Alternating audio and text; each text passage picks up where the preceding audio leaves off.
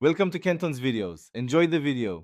In this video, I will explain how to make croissants at home. First, combine your dry and wet ingredients to form the initial dough.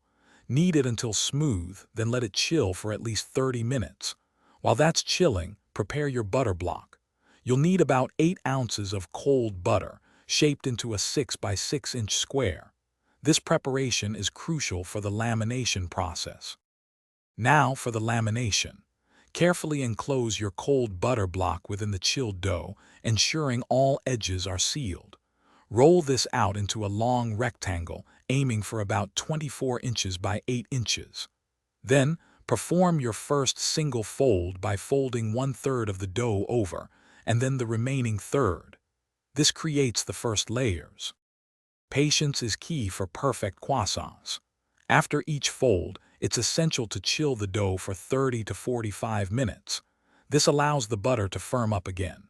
You'll repeat the rolling and single folding process 2 more times, always ensuring the dough remains cold and firm.